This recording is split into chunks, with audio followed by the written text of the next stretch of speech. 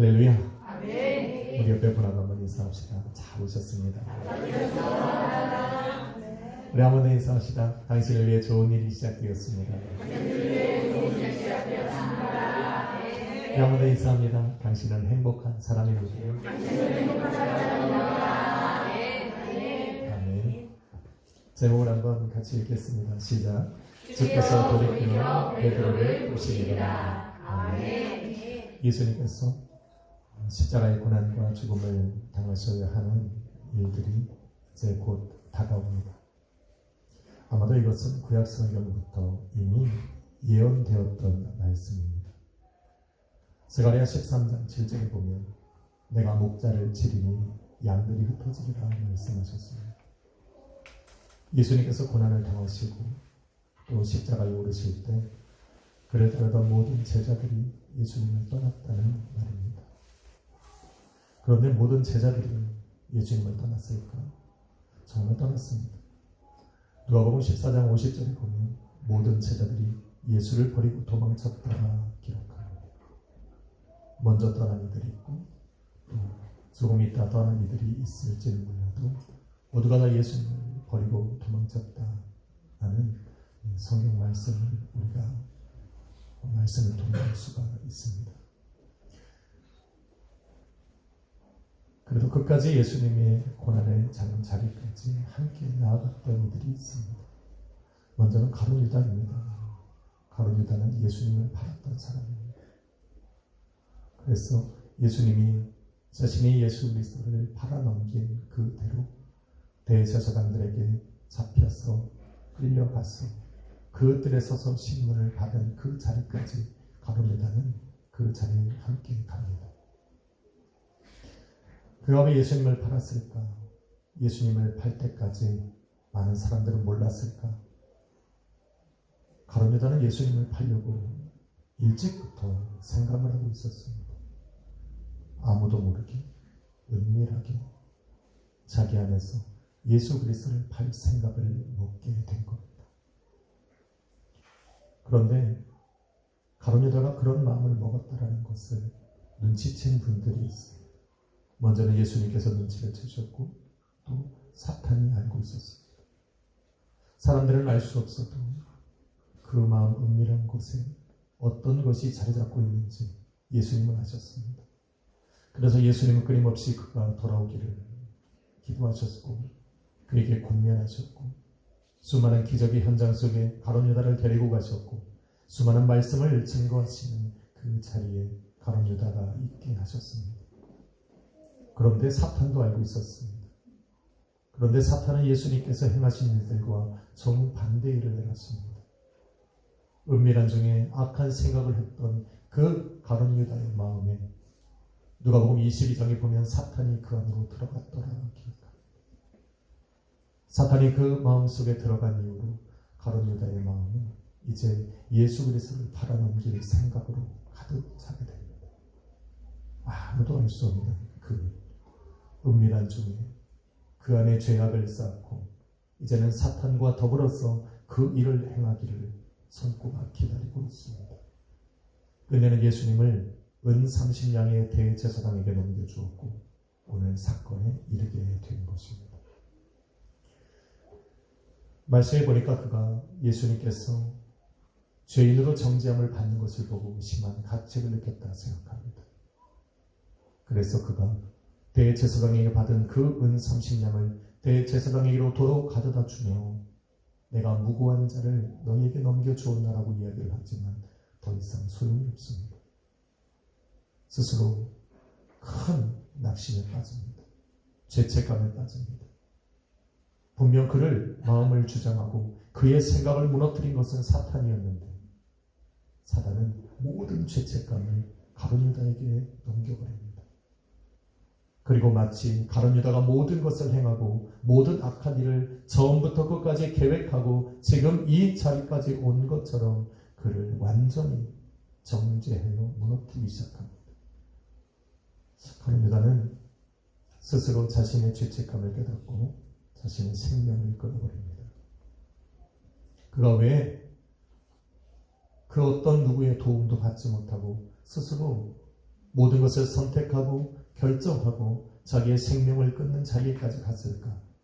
왜냐하면 그의 마음속에는 은밀한 일들이 있었기 때문에 그 어떤 누구와도 공유하지 않았던 죄, 자신을 누구에게도 보여주지 않았던 죄. 그는 12명의 제자들과 함께 다니고 수많은 제자들이 그를 따라다니는 중에도 그 어떤 마음에도 오픈한 적이 없어. 자기 안에 어떤 생각을 품었는지, 자기 마음에 어떠한 생각들이 있는지를 그 어떤 누구와도 공유하지 않았습니다. 그래서 그 죄를 짓고 죄책감이 심하게 몰려올 때 자기 안에 있는 그 어떤 것도 누구와 공유할 수가 없었던 겁니다. 지금까지 그는 의인처럼 예수님을 따라다녔습니다. 예수님의 마지막 만찬의 자리에도 그는 의인처럼 참여했습니다. 예수님께서 그 발을 씻기실 때도 의인처럼 그 발을 내어줬던 사람. 그런데 결과를 열고 보니 자기가 그 모든 일을 행했다는 걸 깨닫게 되었을 때 스스로 무너진 겁니다. 자신을 알아주는 이가 없습니다. 의인 앞으로 의인처럼 그들에게 드러났던 자신의 모습을, 그 실체를 드러내기가 두려웠던 겁니다. 그래서 스스로 선택하여 목숨을 끊어버린 겁니다.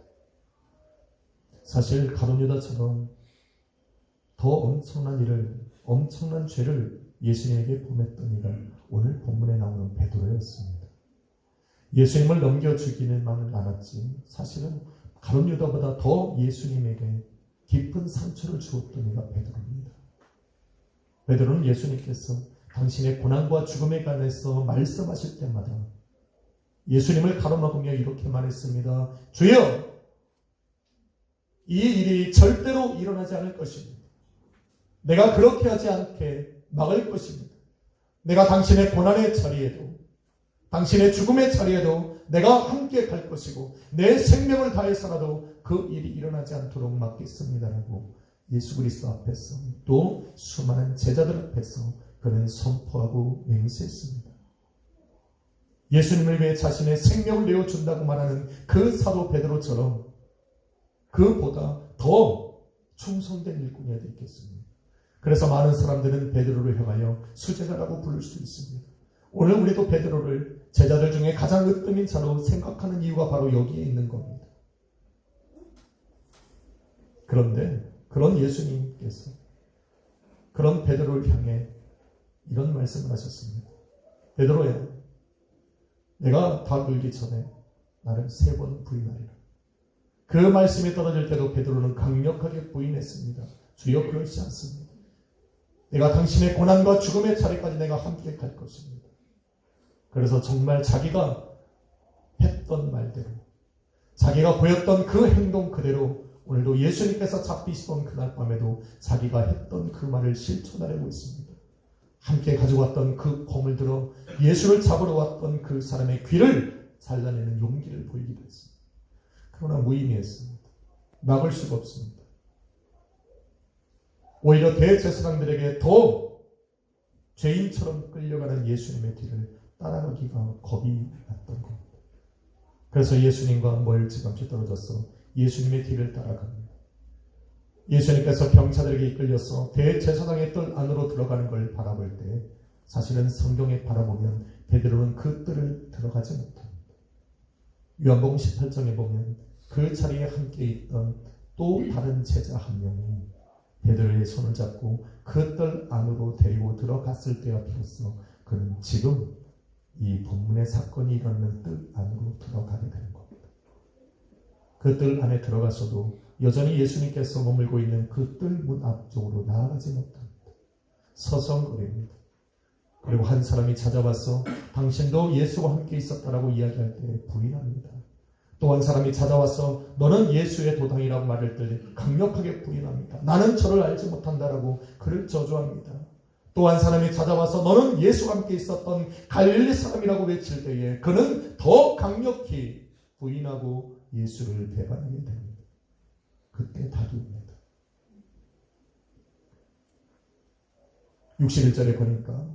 62절에 보니까 베드로가 심히 통곡하였다는 말이에요. 왜 통곡합니까? 지금까지 예수님께서 자신에 관해서 이야기했던 모든 것들이 현실로 드러났기 때문에 자신이 지금까지 예수님과 또 수많은 사람들 앞에서 내뱉었던 그 말이 얼마나 어리석었고 지금까지 자신이 했던 그 행동들이 얼마나 무지하고 부끄러웠다는 것이 자기 안에 깨달아진 겁니다. 그러니 가슴이 심히 통곡하게 되는 겁니다. 아마도 가룟 유다가 느꼈던 그 죄책감을 베드로도 동일하게 느끼고 있을 겁니다. 이전에 베드로의 모습을 찾아볼 수가 없습니다. 그렇게 용기가 있고 담대하고 내가 정말 제자들 중에 예수님을 가장 사랑하는 사람처럼 내뱉었던 그 수많은 말과 행동들을 보였던 그 용기 있는 베드로는 어디 가고 지금은 한없이 낮아진 더 이상 그 누구와도 얼굴을 마주칠 수 없는 그런 가장 낮은 자의 베드로를 바라볼 수가 있는 겁니다. 그런데 그가 가룟 유다와 같은 선택을 하지 않았던 이유가 있습니다. 왜냐? 베드로에게는 은밀한 일이 없었습니다. 마음에 감추는 것이 없었습니다. 그는 조금 어리석었지만 그 마음에 생각나는 그것을 그대로 예수님에게 이야기를 했고 그것이 그 행동이 조금 다른 사람들에게 더 이상하게 보일지는 몰라도 자신이 품었던 그 모든 생각을 삶으로 실천했던 사람이 바로 베드로입니다. 연약한 육체에 거하지만 그 마음속에 은밀히 감춰둔 것이 없는 것. 은밀하다라고 하는 것은 무엇이냐면 예수님에게 감추는 것. 예수님은 분명 알고 있음에도 불구하고 사람의 중심을 알고 그 마음에 무슨 생각을 하는지를 다 알고 계시고 있는 예수 그리스도를 그 앞에 두고도 자신의 은밀한 생각을 마치 모르는 사람처럼 감추었던 가룟 유다와는 전혀 다르게 베드로는 자신이 가지고 있는 그 생각과 그 마음들을 그대로 표출했던 사람입니다. 그래서 지금 가장 낮은 자리에서 그 심히 통곡할 수밖에 없었던 그 죄인의 자리에서 그는 가룟 유다와 같은 선택을 하지 않았던 거예요.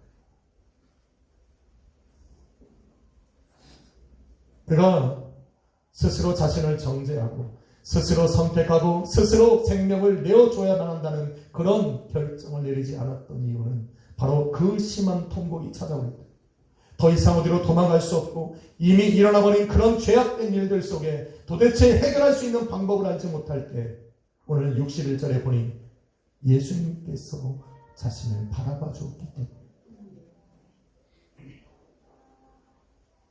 베드로전서 3장 12절에 베드로는 그날 자신을 바라봤던 예수님의 시선을 분명히 기억합니다. 그는 고백하기를 주님의 눈은 의인을 향하시고 라고 말을 합니다. 자신은 분명 예수님을 부인했고 예수님을 저주했고 예수님을 배반하고 예수님을 도망쳤던 사람입니다. 그런 자신을 바라보는 예수님은 나를 죄인이 아닌 의인으로 바라보고 계신다는 겁니다. 더 가슴이 메어지고 우리가 어떤 죄인이 죄가 드러났을 때 우리는 가슴을 통곡하지 않습니다. 변명할 거리를 찾습니다. 이유를 만들어내려고 합니다. 그런데 베드로가 예수 그리스도의 깊은 사랑을 깨닫고 났을 때는 더 이상 변명의 여지가 필요가 없습니다. 오히려 그 예수 그리스도의 그 깊은 사랑, 죄인이었음에도 불구하고 나를 의인처럼 바라보시는 그 예수 그리스도의 시선 앞에 베드로는 가슴이 무너질 겁니다. 예수님께서는 왜 베드로를 의인처럼 바라보셨을까? 그는 분명 죄인이었는데, 그는 분명 예수님에게 죄를 지었는데, 예수님의 말씀처럼 그는 예수님을 부인했는데, 저주했는데, 배반했는데, 왜 예수님은 그 베드로를 향하여 의인의 시선으로 그를 바라보셨을까?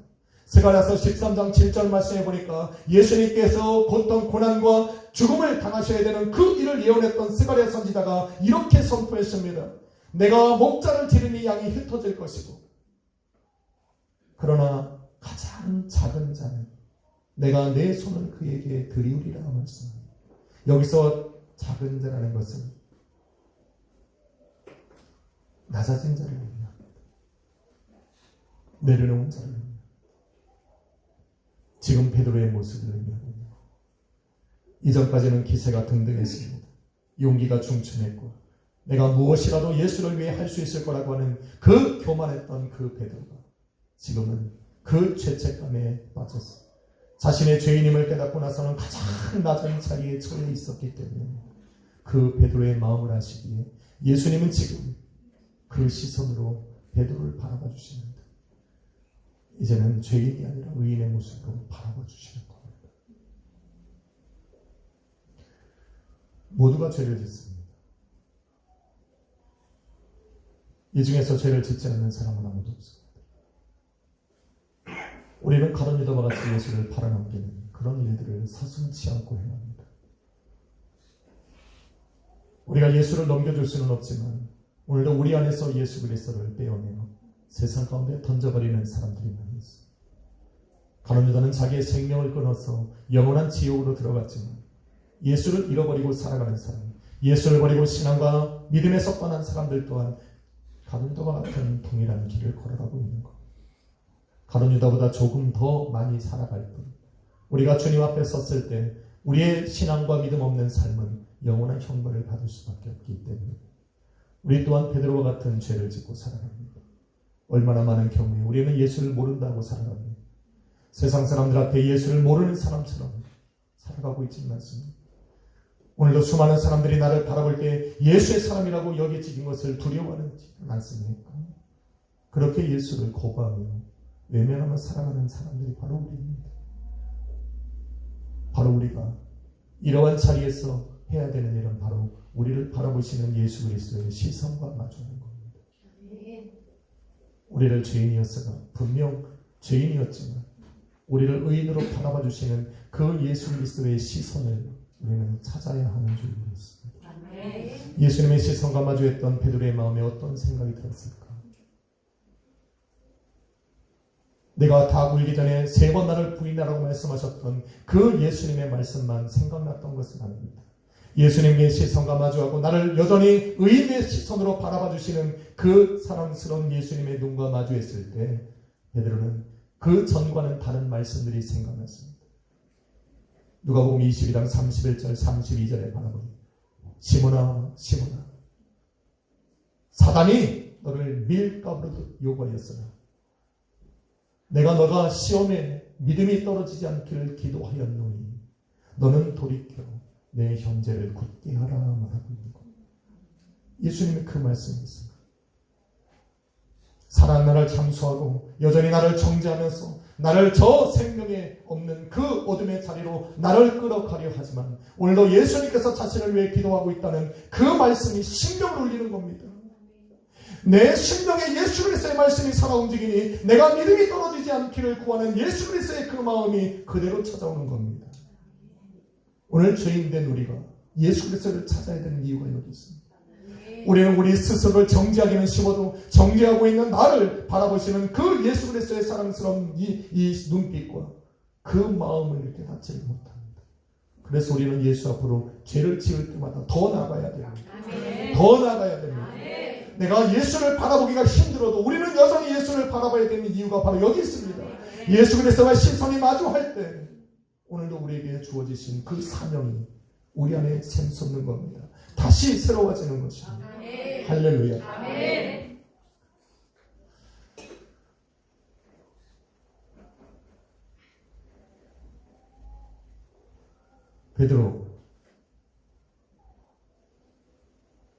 베드로가 저 절망 중에 있던 그 시간들 속에 베드로의 마음에 여전히 사라지지 않는 하나의 말씀이 하나 있습니다. 그것은 바로 베드로야 너는 다시 일어나 내 형제를 굳게 하라 라는 말씀. 이 말씀이 베드로에게서는 사라지지 않습니다. 그래서 예수님께서 베드로를 찾아가셨을 때 내가 나를 사랑하느냐 물으셨고 내가 당신을 사랑하는 줄 주께서 하시나이다 말을 할 때 주께서 내 양을 치라 하셨습니다. 사랑하는 성도 여러분, 우리는 분명 죄인이지만 예수님의 시선은 죄인이 아닙니다. 우리를 의인으로 시선으로 바라보시는 예수님의 그 시선 속에는 분명 우리에게 바라시는 것이 있는 것. 우리는 다시 일어나야 하고 우리는 우리가 세워야 될 형제들이 내 주위에 있다는 것을 기억해야 합니다. 베드로가 일어나야 되면 다시 믿음으로 일어나서 다시 그 믿음의 길을 걸어가야 하는 것은 베드로 한 사람의 문제가 아니기 때문에 그렇습니다. 베드로에게는 연관된 사람들이 있습니다. 베드로가 무너지면 베드로와 연결되어 있는 사람도 무너지게 되는 겁니다. 성도는 혼자 신앙생활을 하는 것이 아닙니다. 사도 바울은 교회를 향하여 예수 그리스도의 몸이라 불렀습니다. 예수 그리스도의 몸에는 지체들이 있고 한 지체가 낙심하여 좌절하고 쓰러지고 아프고 상처받으면 또 다른 지체들이 그를 위하여 일하는 일을 합니다. 우리는 서로 연결되어 있는 그리스도의 몸들입니다. 아멘. 우리는 지체입니다. 아멘. 내가 살아야 되는 이유는 내가 무너지면 나와 연관되어 있는 그가 무너지기 때문에 그렇습니다. 내가 살면 나와 연관되어 있는 그도 살기 때문에 우리는 다시 일어나야 합니다. 아멘. 제가 살아야 여러분이 살아는 거 아닙니까? 아멘. 여러분이 살아야 제가 사는 겁니다. 아멘. 우리 바울이가 살아야 우리 사랑이가 살고 아멘. 우리 김영호 집사님이 포기하지 않아야 제가 포기하지 않을 수 있습니다. 아멘. 아멘이십니다. 아멘. 우리 우정아 성도님이 살아야 우리 황혜영 집사님이 살고 황혜영 집사님이 살아야 또 다른 누군가가 살아나는 겁니다. 아멘. 그래서 내가 사는 것은 내가 산 것이 아니라 누군가 나를 위해 살아주고 있기 때문인 것을 반드시 기억해야 합니다. 아멘. 그렇게 우리는 신앙으로 또 다시 일어나서 그 믿음의 길을 걸어가야만 하는 겁니다. 아멘. 가정에서는 남편이 살아야 아내가 삽니다. 아내가 살면 남편도 삽니다. 부모가 살면 자녀도 사는 것이고 자녀가 믿음으로 견뎌주면 부모는 또 새 힘으로도 걸어갈 수가 있습니다. 아멘. 할렐루야. 아멘. 우리는 그렇게 서로 연관되어 있는 겁니다. 사랑하는 성도 여러분, 우리는 가룟 유다와 베드로처럼 또한 죄를 짓고 살아갑니다. 우리에게는 그리스도의 시선이 필요한데 그리스도의 시선은 곧 우리 성도의 시선이 되어야 하리라 믿습니다. 아멘. 우리가 서로에게 그리스도의 시선이 되어줘야 합니다. 나는 분명 죄인이고 나는 분명 연약한데 나 혼자 내 짐을 짊어지는 것이 아니라 오늘도 연약한 나를 바라봐주는 성도의 시선이 죄인이 아닌 의인으로 여겨질 때 그 성도는 살아나는 겁니다. 아멘. 그 성도는 살아나는 겁니다. 아멘. 우리는 그렇게 서로를 세워나가는 그리스도의 한 몸인 줄로 믿습니다. 아멘. 아멘. 아멘. 그래서 우리는 가룟 유다처럼 우리의 마음을 감추면 안 돼요. 마치 의인인 것처럼 아무런 문제가 없는 것처럼 그 어떤 죄악된 생각도 없는 것처럼 다른 사람에게 나를 꽁꽁 싸매고 내 안에 어떤 생각과 마음이 있는지를 드러내어 감추려고 보여주려고 노력하지 않아야 됩니다. 나의 있는 모습 그대로. 오늘도 베드로처럼 말이 먼저 앞설 수 있고 그 행동이 어리석게 나갈 수 있어도 그런 자신의 연약함을 오늘도 예수 그리스도의 시선으로 바라봐주는 그 사람들과 함께 나눌 수 있어야 합니다. 그래야 정말 내가 시험에 들어 넘어지고 그 심한 돌이킬 수 없는 죄 가운데 빠져 있을 때 나의 연약함을 드러내어 말할 수 있는 기회가 주어지는 것입니다. 저는 우리 교회에 셀이 있어 너무 행복합니다. 그 셀 그룹은 아마도 내 마음을 나눌 수 있는 자리가 될 것입니다. 아마 그 셀을 인도해 가는 리더들은 오늘도 나를 그 누구보다도 예수의 시선으로 바라봐 줄 수 있는 사람일 것입니다. 우리가 셀 모임을 하면서 나를 감추기보다 나의 연약함을 드러내는 것, 그것이 곧 우리가 믿음과 신앙으로 그것을 지키며 걸어갈 수 있는 그러한 방법일 수도 있습니다. 할렐루야. 아멘. 우리는 우리를 감출 이유가 없습니다. 아멘. 우리는 여전히 연약하고 말과 행동에 실수가 있을 수 있습니다. 그러나 두려워하지 마십시오. 그런 베드로를 사랑의 시선으로 의인의 시선으로 바라봐 주셨던 그 주님처럼 오늘 우리 약수의 성도님들은 서로를 향해 의인의 시선으로, 사랑의 시선으로 여러분을 바라봐 주실 것이고, 아멘. 맞습니까? 아멘. 맞습니까? 아멘. 오늘 그렇게 서로를 바라봐 줍시다. 그렇게 우리가 예수 안에서 사랑으로 하나가 될 때 오늘 우리에게 맡겨주신 그 놀라우신 일들이 우리 약수의 교회를 통해 이루어 나갈 줄로 믿습니다.